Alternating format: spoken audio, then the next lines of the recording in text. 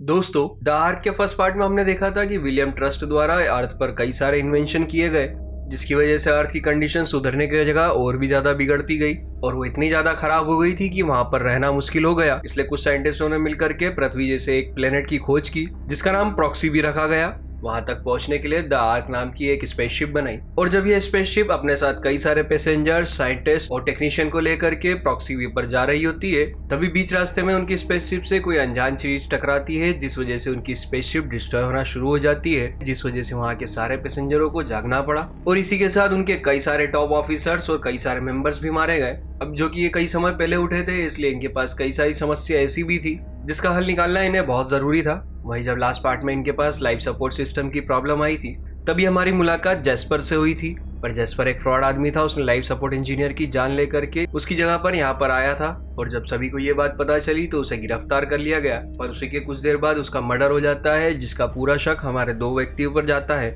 पहली तो हमारी शेरॉन थी और दूसरी हमारी ईवा। तो चलिए देखते हैं इस पार्ट में क्या होता है। वैसे अगर आप पहली बार हमारे चैनल पर आए हैं तो चैनल को सब्सक्राइब करके बेल आइकन जरूर दबा लें, जिससे आपको कंटिन्यूसली इस तरीके के अमेजिंग कंटेंट्स का एक्सप्लेनेशन मिलता रहेगा। अब जो कि इनकी स्पेसशिप बाहर से डिस्ट्रॉय हुई थी, इसलिए ये रिपेयर करने के लिए वहां पर अपने 3 एस्ट्रोनॉट्स को भेजते हैं। और जब ये लोग उस रिपेयर कर रहे होते हैं, तभी टूटे हुए स्पेसशिप का मलबा उनके तरफ आने लगता है, जिस वजह से इनके एक साथी की मौत भी हो जाती है और उसी के साथ साथ लैन के सिर पर भी चोट आती है। इसलिए जेम्स तुरंत ही उसे वापस लेकर के अपनी स्पेसशिप के अंदर आ जाता है। पर जब वो दोनों अंदर पहुंचे थे, तब लैन बेहोश हो चुका था और इसी वजह से उसे मेडिकल में भेज दिया जाता है। वैसे इस घटना की वजह से इनका मिशन अनसक्सेसफुल रहा। वहीं जब लैन का मेडिकल चल रहा होता है, तभी वहां पर अलीशा आ जाती है और बताने लगती है पूरे शिप का कूलिंग सिस्टम अभी बंद कर दिया गया है, क्योंकि एंगिन और हम सभी ने मिलकर के इस शिप पर फार्मिंग करने की कोशिश की है, इसलिए हमें शिप की पूरी एनर्जी को वहां पर शिफ्ट करना पड़ेगा। वैसे जब बात चली रही होती है, वहीं पीछे खड़ी एक लेडी अलीशा से बहुत बदतमीजी करने लगती है, क्योंकि उसका मानना था कि अलीशा और एंगिन अपने मतलब के लिए एनर्जी को यूज कर रहे हैं। वैसे उसकी बदतमीजी इतनी ज्यादा बढ़ जाती है कि अलीशा और उसमें तू में होना शुरू हो जाती है, जिसे सुनकर के डॉक्टर बहुत ज्यादा गुस्सा हो जाती है और दोनों को चुप करके वहां से भगा देती है। वैसे लैन वहां बैठ करके यह सभी बातें सुन रहा होता है और वह डॉक्टर को भी नोटिस करता है, तो उसे दिखाई देता है कि डॉक्टर अभी ठीक नहीं लग रही, क्योंकि डॉक्टर ने जब से अपनी ड्यूटी संभाली है उसे आराम करने का बिल्कुल भी मौका नहीं मिला, क्योंकि इस स्पेसशिप के सारे टॉप डॉक्टर्स मारे गए। बस इस स्पेसशिप पे इकलौती डॉक्टर बची हुई है, जिसके पास 150 लोगों की जिम्मेदारी है।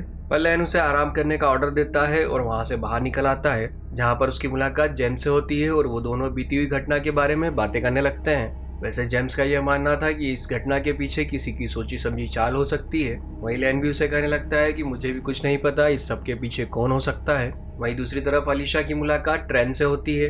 ट्रेन अलीशा का शुक्रिया करने लगता है, क्योंकि उसी की वजह से उसे इस स्पेसशिप पर जॉब मिली थी, क्योंकि पिछले हादसे की वजह से उसकी जॉब चली गई थी।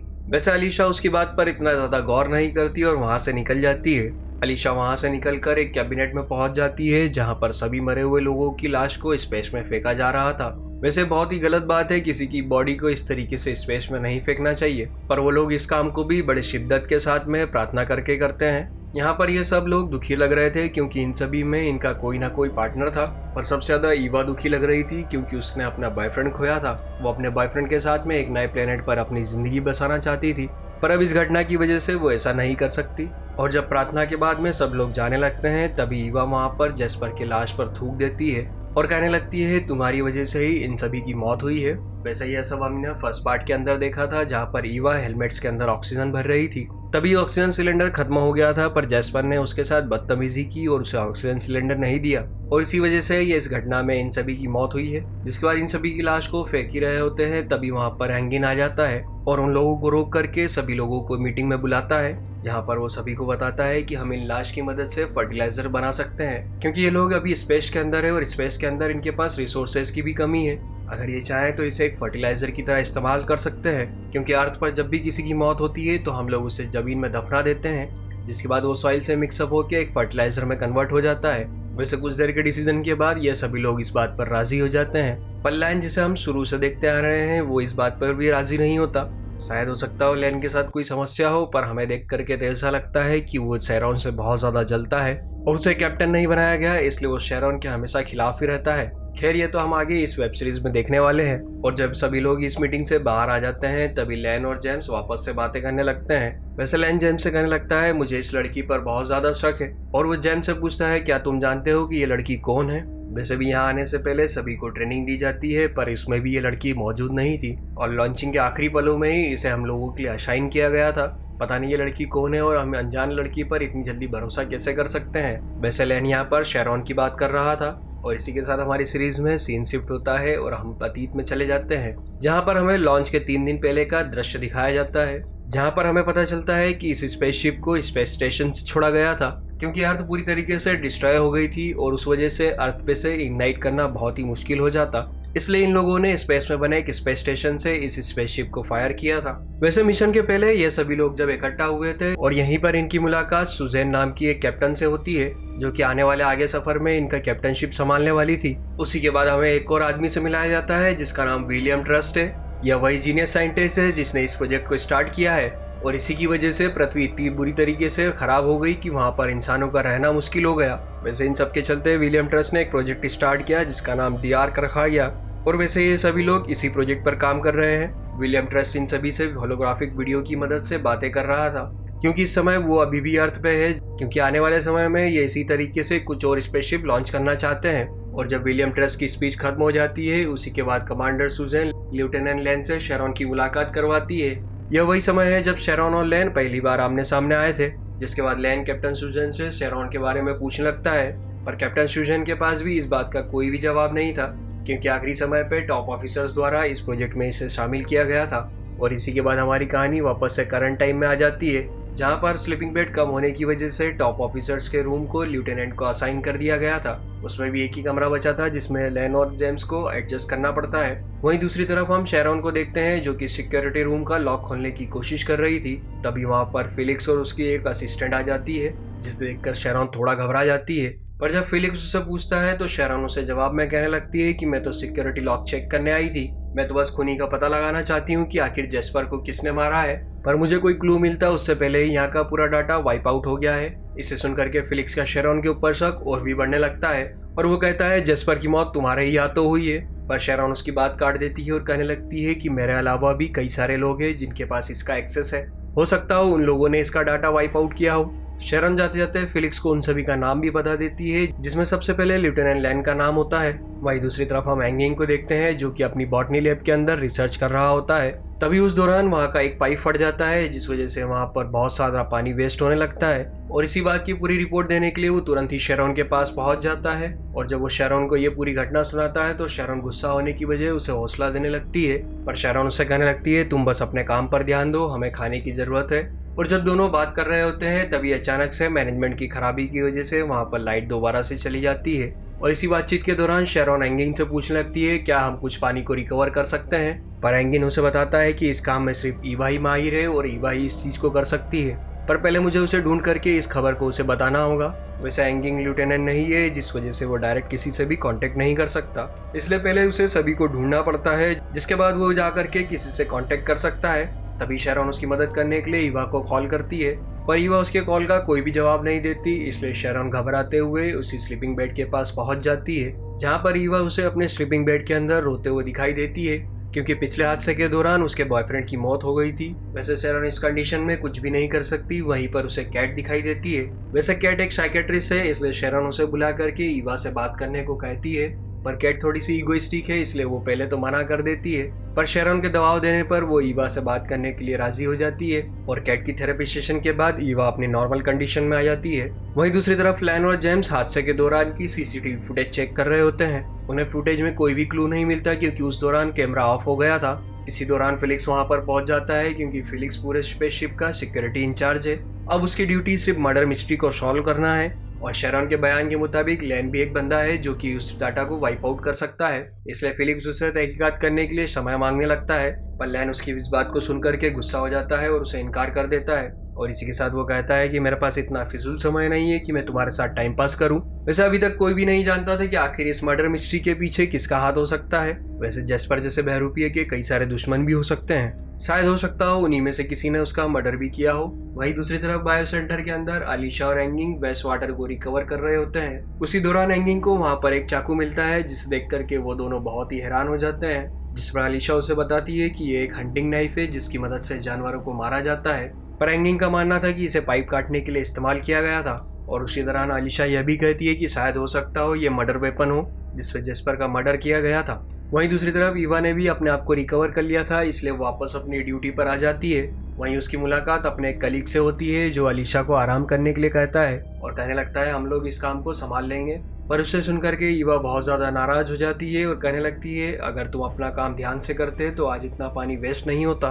वहीं जब शैरॉन घूम फिर करके वापस से कैबिनेट में पहुंच जाती है, जहां पर लैन और जेम्स उससे कहने लगते हैं हमें बाहर जाकर के देखना होगा कि आखिर ये हादसा क्यों हुआ था, क्योंकि हम अंदर बैठे बैठे इसका पता भी नहीं लगा सकते और हमारे पास सीसीटीवी फुटेज भी नहीं है। पर शैरॉन उन्हें मना कर देती है और कहने लगती है तुम लोग ऐसा नहीं करोगे, क्योंकि लास्ट टाइम भी हमारा एक आदमी वहां पर मारा गया था और पिछली बार तुम भी मरते मरते बचे हो और हमारी अब इतनी कैपेसिटी नहीं है कि हम अपने इतने काबिल ऑफिसर्स को मौत के मुंह में धकेल दे, इसलिए हम तुम्हारी जगह किसी और को भेजेंगे। पर जेम्स इस बात से साफ इनकार कर देता है और कहने लगता है मेरे होते हुए मैं किसी की भी जान को खतरे में नहीं डाल सकता हूँ, इसलिए शैरॉन उनसे वादा लेती है कि तुम दोनों बाहर नहीं जाओगे।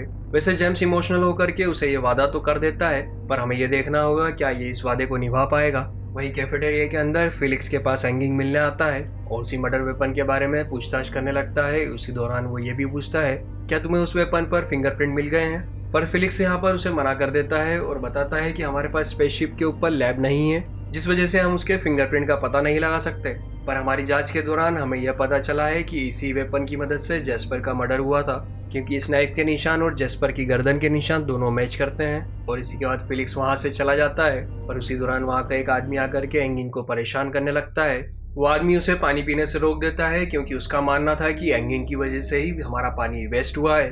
पर उसी दौरान वहां पर फिलिक्स पहुंच जाता है और उस आदमी को मार करके वहीं पर गिरा देता है, जिसे देख करके बाकी मेंबर्स फिलिक्स पर हमला कर देते हैं। और इसी के साथ उन लोगों में यहाँ पर हाथापाई शुरू हो जाती है और इसी हाथापाई की वजह से यहाँ पर भगदड़ मच जाती है, जिसे सुन शैरॉन भी वहाँ पर पहुँच जाती है। जिसके बाद हम शैरॉन की एक और खूबी को देखते हैं, जो कि बहुत अच्छी कैप्टनशिप के साथ में बहुत अच्छी फाइटिंग भी कर लेती है और अब वो दोनों सभी को मार करके बंदी बना लेते हैं, जहाँ पर बाकी लेफ्टिनेंट भी पहुंच जाते हैं। जिसके बाद लैन उनसे कहने लगता है इन सभी को पकड़ करके जेल में बंद कर देना चाहिए, पर शैरॉन उनसे मना कर देती है और कहने लगती है हम सभी इस वक्त अंतरिक्ष में हैं और यहाँ पर प्रॉपर खाना और पानी नहीं मिलने की वजह से इनका मानसिक संतुलन बिगड़ चुका है, जिस वजह से ये लोग ऐसी हरकतें कर रहे हैं। वैसे हम लोग आपकी जानकारी के लिए बता दें कि स्पेस सफर के दौरान छोटी मोटी लड़ाइयाँ और ऐसा मानसिक संतुलन बिगड़ना लगा ही रहता है। पर लैन उस पर दोबारा से नाराज हो जाता है और कहने लगता है तुम्हें बस ये छोटी मोटी लड़ाई लग रही है, कल को अगर इन लोगों की बगावत और ज्यादा बढ़ गई और इन्होंने ज्यादा नुकसान पहुंचा दिया तो हम लोग क्या करेंगे। वैसे इस बात का जवाब शैरॉन के पास नहीं होता, इसलिए वो वहां से निकल करके कैट के पास पहुंच जाती है और वो ऑफिशियली कैट को इस स्पेसशिप की साइकेट्रिस्ट असाइन कर देती है। पर कैट इस काम के लिए शैरॉन से एक कीमत मांगती है, जिसमें वो अपने लिए एक प्राइवेट रूम मांगती है जिसमें अभी जेस्पर और लैन रह रहे थे। वैसे शैरॉन को ही पता है कि थेरेपी सेशन के दौरान शांति के माहौल की जरूरत होती है, इसलिए वो कैट को उस रूम की परमिशन दे देती है। वहीं जब दूसरी तरफ शिफ्ट चेंज होती है, जिसके बाद जेम्स दोबारा से शिप के बाहर चेक करने के लिए पहुंच जाता है और इसी के साथ लैन भी वहां पर लाइव फुटेज के जरिए ये सभी देख रहा होता है। और जब जैसे तैसे करके जेम्स उस डैमेज पार्ट के पास पहुंच जाता है, तभी उन दोनों को वहां पर एक क्रिस्टल ऑब्जेक्ट दिखाई देता है जो हूबहू डायमंड की तरह दिखाई दे रहा था। जिसके बाद जेम्स उसे चेक करने के लिए उसे अपने हाथों में उठा लेता है और जैसे ही जेम्स उस क्रिस्टल ऑब्जेक्ट को हाथ लगाता है, उसी दौरान वो ऑब्जेक्ट वेपराइज होना शुरू हो जाता है। इसी के साथ जेम्स के ग्लव्स पिघलने लगते हैं, क्योंकि वह सब्सटेंस बहुत ही खतरनाक था, जिस वजह से जेम्स को तुरंत ही स्पेसशिप में वापस लौट कर आना पड़ता है। पर इस बीच उसका पूरा ग्लव गल गया था और उसके हाथ में बहुत ज्यादा चोट आई थी। लैन तुरंत ही जेम्स को मेडिकल में भर्ती करवा देता है, जहाँ पर शैरॉन को भी पता चल जाता है कि इन लोगों ने मेरा वादा तोड़ दिया है। यहाँ पर शैरॉन लैन पर नाराज होने लगती है और कहती है तुमने जेम्स को बाहर क्यों जाने दिया, तुम्हें पता था कि ये बहुत खतरनाक हो सकता है, पर तुमने फिर भी उसे परमिशन दे दी। और इसी के साथ शैरॉन ये भी कहने लगती है तुम लोगों को प्रॉपर नींद नहीं मिल रही, इस वजह से तुम्हारा दिमाग काम नहीं कर रहा। इसलिए वो सभी ऑफिसर्स की मौजूदगी में ऑफिशियली अनाउंसमेंट कर देती है और कहने लगती है कि हमारी शिप स्टेबल कंडीशन में आ गई है, अब हम लोग सभी 2 शिफ्ट में काम करेंगे, जिसके साथ सभी को 5-5 घंटे सोने के लिए कंपलसरी दिया जाएगा। इसे सुनकर के सभी लोग खुश हो जाते हैं। वहीं दूसरी तरफ ईवा की टीम अपनी शिफ्ट खत्म होने पर वापस जाने लगती है, पर ईवा उन सभी को मना कर देती है और कहने लगती है हम सभी के पास पानी नहीं है और हमें किसी भी तरीके से वाटर को रिकवर करना पड़ेगा। अगर हम लोग रिकवर नहीं कर सकते तो हम लोग मर जाएंगे। और ईवा की इसी इमोशनल बातों को सुन करके उसकी टीम मान जाती है और उसके साथ मेहनत करने लगती है। वहीं दूसरी तरफ शिफ्ट खत्म होने के बाद लेन और जेम्स जब दोनों आराम करने के लिए अपने रूम की तरफ पहुंचते हैं, तभी उन दोनों को पता चलता है कि शैरॉन ने वह रूम कैट को दे दिया है। इसलिए मजबूरी में आकर के उन दोनों को बाहर ही स्लीपिंग बेड पर सोना पड़ता है। उसी दौरान शैरॉन भी आराम करने के लिए अपने रूम में पहुंच जाती है, जहां पर वो एक तस्वीर निकाल करके उसे देखने लगती है। वैसे शैरॉन का अतीत पूरा मिस्ट्री से भरा हुआ है। और शैरॉन का अतीत क्या, शैरॉन पूरी एक मिस्ट्री गर्ल है। वहीं पर कुछ समय बाद जब सब लोग मीटिंग रूम में पहुंच जाते हैं, जहां पर ईवा उन्हें बता देती है कि हमने अगले 2 दिनों का और वाटर रिकवर कर लिया है। अब इसी के साथ हम अगले 4 दिनों तक पानी पर जिंदा रह सकते हैं, जिसे सुनकर के सभी लोग थोड़ा सा निराश हो जाते हैं। वहीं बातों बातों में लेन के मुंह से उस चाकू का जिक्र निकल जाता है और कहने लगता है कि आखिर एक चाकू इतनी बड़ी तबाही कैसे मचा सकता है। वैसे इसी दौरान फिलिक्स उसे पकड़ लेता है और कहने लगता है कि तुम्हें चाकू के बारे में कैसे पता है। वैसे हम आपकी जानकारी के लिए बता दें कि फिलिक्स, अलीसा और एंगिंग के अलावा इस चाकू के बारे में किसी को भी नहीं पता था। और लेन अपनी बात पर कुछ सफाई दे पाता उससे पहले ही स्पेसशिप का इंजन बंद हो जाता है, जहां पर ईवा सभी को बता देती है कि हमने वाटर रिकवर करने के लिए स्पेसशिप का कूलिंग सिस्टम बंद कर दिया था। और इसी स्पेस मिस्ट्री के साथ में हमारा ये पार्ट भी यहीं पर खत्म हो जाता है। वैसे फर्स्ट पार्ट के अंदर हमारा पूरा शक शैरॉन और ईवा पे था। वैसे सेकंड पार्ट खत्म होते होते हमारा शक लैन पे भी पहुंच चुका था, क्योंकि उसने मर्डर वेपन का जिक्र किया है। और इसी के साथ हमारा ये एपिसोड यहीं पर खत्म हो जाता है। और इस मर्डर मिस्ट्री को सॉल्व करने के लिए बने रहिए हमारे अगले एपिसोड तक। और अगर आप हमारे चैनल पर नए हो तो चैनल को सब्सक्राइब करके बेल आइकन जरूर दबा लें, ताकि हमारे आने वाले वीडियो का नोटिफिकेशन आपको सबसे पहले मिल सके।